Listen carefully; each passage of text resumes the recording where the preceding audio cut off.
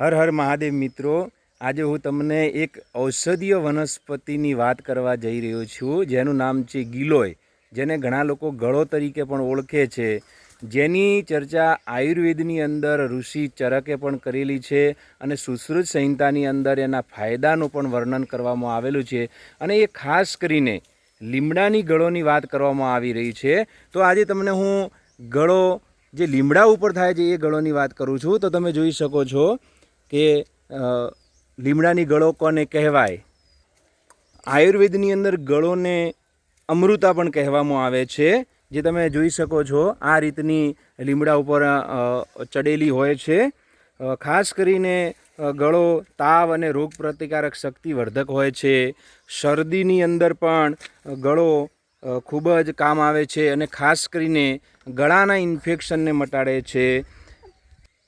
ખાસ કરીને આપણી જે રૂખી સૂકી ત્વચા હોય છે એ ત્વચાને અંદરનું જે લોહીનું શુદ્ધિકરણ કરવાનું કામ ગળો કરે છે, જે તમે જોઈ શકો છો ઉપર સુધી ચડેલી છે. હવે લીમડાની ગળોના ખાસ કરીને ફાયદા શું છે? તો ખાસ કરીને આપણા પેટની જે ચરબી હોય છે એ ચરબી ઘટાડવાનું કામ કરે છે. જૂની પુરાની જે ચરબી હોય છે એ ચરબીને ઘટાડવાનું કામ કરે છે.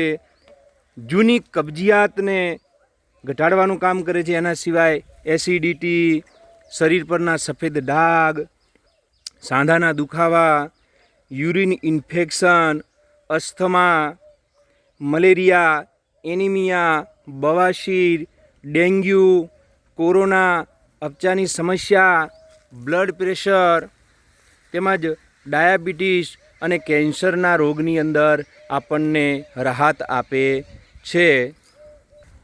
તો મિત્રો, તમને આજને મારી આ માહિતી કેવી લાગી તમને એક કોમેન્ટ બોક્સની અંદર જણાવજો. તેમજ ગિલોય એટલે કે ગળોને તમારા વિસ્તારની અંદર શું કહે છે, તેમજ એના બીજા શું ફાયદા છે એ કોમેન્ટ બોક્સમાં લખજો. હર હર મહાદેવ, નમસ્તે, જય શ્રી કૃષ્ણ.